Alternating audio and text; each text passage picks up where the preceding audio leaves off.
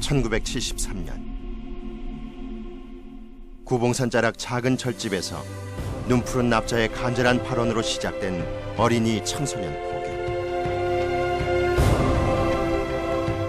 내 성불 한 생을 늦추더라도 이 생은 포교하리라 말씀하신 성일 스님. 이 땅의 어린이 청소년들에게 부처님의 귀한 말씀을 전하겠다는 지극한 발언은 그 후 35년간 쉼없이 이어졌고, 그리고 지금 이 순간에도 계속되고 있다.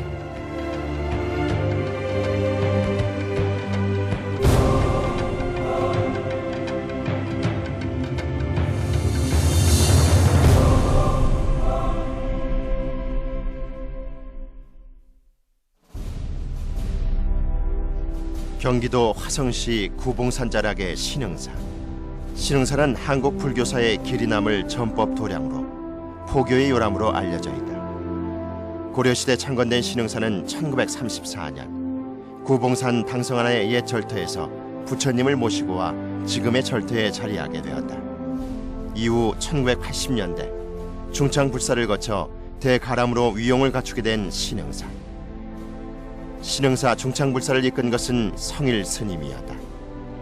어린이 청소년 포교를 위한 불국토를 만들겠다는 스님의 발언이 대한민국 최고 전법도량 신흥사를 탄생시켰다. 1973년 신흥사의 주지로 부임한 성일 스님은 1975년 신흥사 어린이 불교학교를 개원했고 5년 뒤 1980년엔 청소년 수련회를 시작했다. 그리고 1988년 어린이와 청소년 포교 중창불사를 위한 두문불출 10년 기도를 시작했다. 그로부터 20년 신흥사는 최고의 전법도량으로 중창됐고 스님의 두 번째 10년 기도는 회향을 맞게 됐다. 35년 전 성일 스님이 주지로 부임할 당시만 해도 신흥사는 낡은 지붕에서 비가 새고 한쪽 마루는 내려앉은 요사채와 낡은 법당이 전부인 농막 같은 작은 절집이었다. 하루 세 끼 공양 짓는 일도, 힘든 울력도 혼자 해야 했던 시절, 그리고 마을을 돌아다니시며 동네 아이들 손 붙잡고 부처님 말씀을 전하는 일도 혼자 해야 했던 어려운 시절, 스님은 어린이 포교의 원력을 세웠다.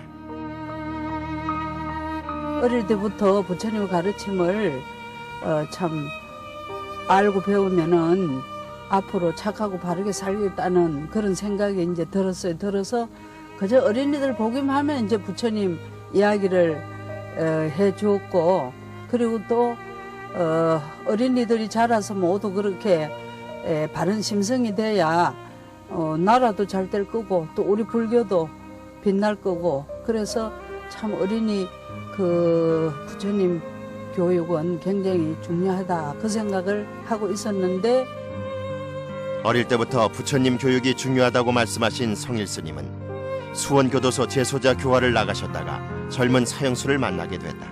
처음엔 마음의 문을 열지 않았던 사형수가 보내온 참회의 편지에 스님은 어릴 때부터 어린이 포교의 중요성을 더더욱 절실히 느끼게 됐다.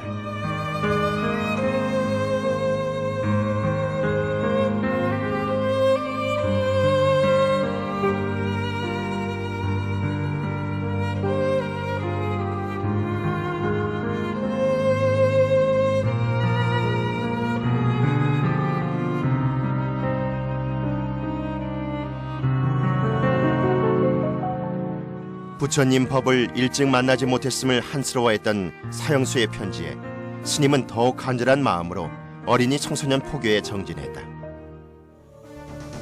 그리고 그때부터 신흥사에선 한 해도 거르지 않고 어린이와 청소년을 위한 수련회가 열렸다.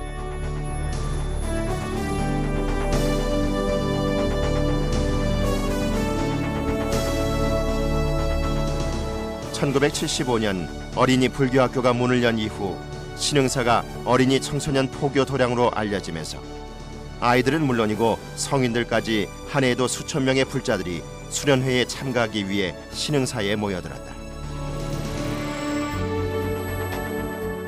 법당이 좁아 요사체 마당에서 법회를 열었던 시절, 스님은 어린이 청소년 포교 도량 불사를 시작했다. 1986년 청소년 수련원이 완공되자 더더욱 많은 불자들이 신흥사를 찾았다. 당시 신흥사에선 어린이, 청소년, 대학생 그리고 성인들까지 1년에 무려 20차례가 넘는 수련회가 열렸다. 당시만 해도 수련회를 열 수 있는 사찰이 전무했던 상태였다. 한 번에 500~600명의 수련생이 몰려들 때면 공간이 모자라 인근 군부대에서 텐트를 빌려다가 수련회를 진행해야 하는 상황도 있었다. 그러나 스님은 이 모든 수련회를 직접 도맡아서 챙기며 진행하셨다. 그런데 예상치 못한 어려움이 닥쳤다. 한 해에 3천여 명이 다녀가는 수련회였지만 1987년 여름 수련회를 마치고 나자 쌀도 된장도 다 떨어져서 더 이상 수련회를 못할 정도로 절집 살림이 바닥을 드러냈다. 불사를 하느라 진 빚도 갚지 못한 상태에서 벌어진 일이었다. 하지만 그 힘들었던 순간에도 스님은 어린이 청소년 포교를 멈추지 않으셨다. 어린이 포교는 중요하다는 것은 누구든지 다 재론할 필요가 없습니다. 없는데 좀 힘이 든다고 이제 그냥 둬서도 안 되고, 그리고 또 그냥 이제 좀 멈췄다가 다시 한다는 것은 아주 그거는 어려운 일이에요.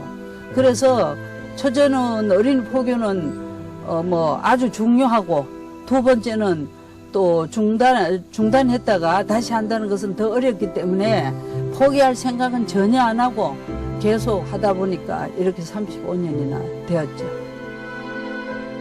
1988년 음력 4월 24일 신흥사에 닥친 어려움을 부처님의 가피로 극복하기 위해 스님은 두문불출 10년 기도를 시작했다. 산문 밖을 나서지 않고 하루에 4분 정근, 9시간씩 기도와 정진하는 삶이 시작된 것이다.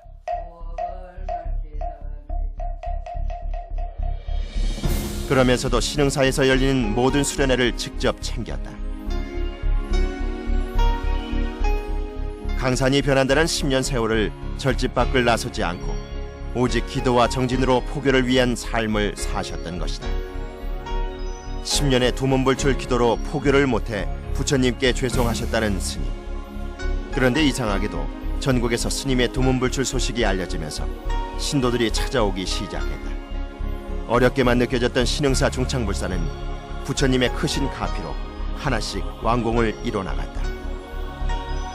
1990년 청소년 수련원 2층엔 60평 규모의 큰 법당이 완공되고 법당 안엔 3,000불이 봉안됐다. 그리고 두문불출 기도가 시작된 지 2000일 만에 640평 규모의 청소년 수련원 교육관 대작불사가 회향을 맞았다. 1994년엔 구법당인 관음전이 중수됐다. 세계 최초의 어린이 법당으로 중수된 어린이 법당은 아이들의 정서를 고려해 법당 안의 벽화는 물론 단청, 외벽을 모두 파스텔색으로 아담하고 예쁘게 꾸몄다.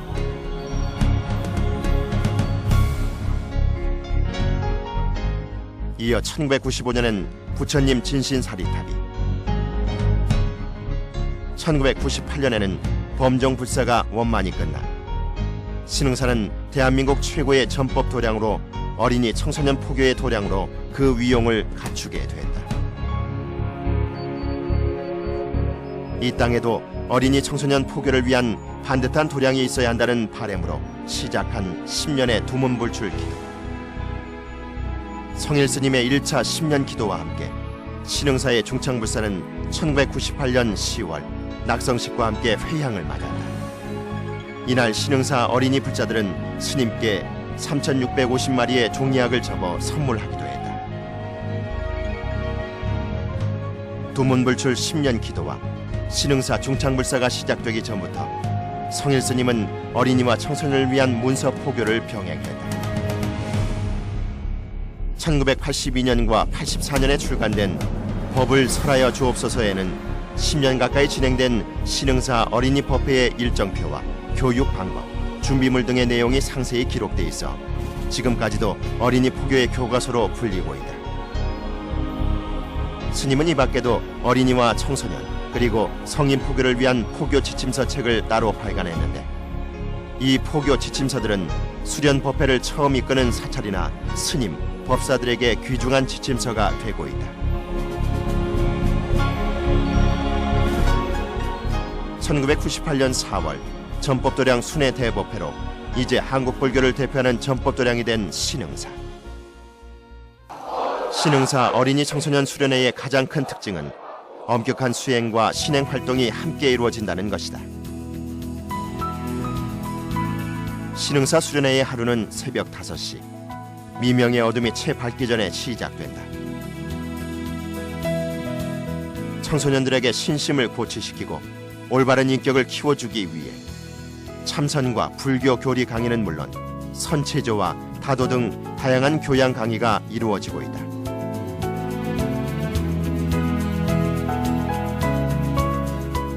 또한 어른들도 쉽지 않다는 1080배 용맹정진도 반드시 체험하게 된다.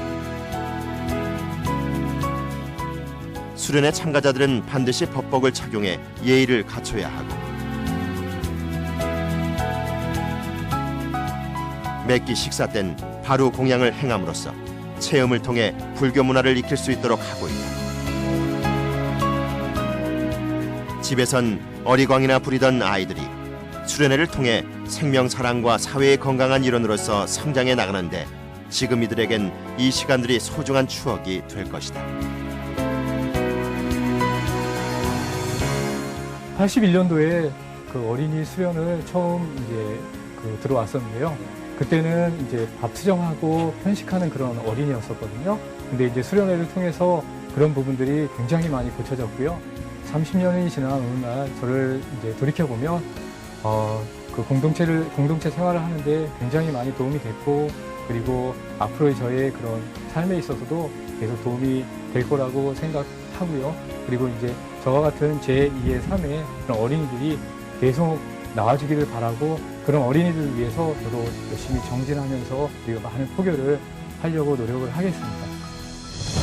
성일 스님은 산문밖에 나서지 않았지만 어린이 청소년 포교에 기울인 원력은 세상에 잘 알려져 있다. 그 공로로 1987년과 1996년 대한불교조계종 포교 대상의 수상의 영광을 안았으며 1998년엔 만해사상 실천선양회로부터 만해포교상을 수상한 데 이어 2006년엔 조계종 총무원장 지관스님으로부터 포교 공로패를 수상했고 1986년에는 지역봉사부문 경인봉사대상까지 수상하게 됐다.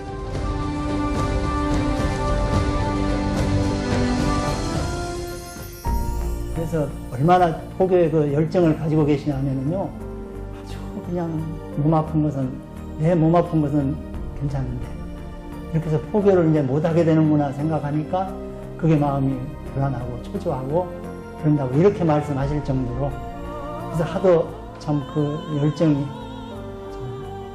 보통 상상할 수 없을 만큼 그런 마음을 가지고 계시구나 이렇게 생각을 하면서 제가 이제 그때 그러면은 아마 하도 지금까지 열심히 그 포교를 해 오셨기 때문에 잠깐 아마 좀 쉬실 수 있는 기회를 주신 것 같으니까 그렇게 마음 가지시고 마음 편안하게 건강 이렇게 추스린 다음에 다시 또 포교를 하시면 되리라고 이렇게 생각한다고 이런 말씀을 드렸거든요. 그랬더니 그 뒤에 이제 바로 건강도 되찾으시고 또 계속해서 포교 활동을 이렇게 하게 하시게 된 걸 보면은 지금까지 그렇게 오랫동안 포교를 해오신 걸 이렇게 알고 있습니다.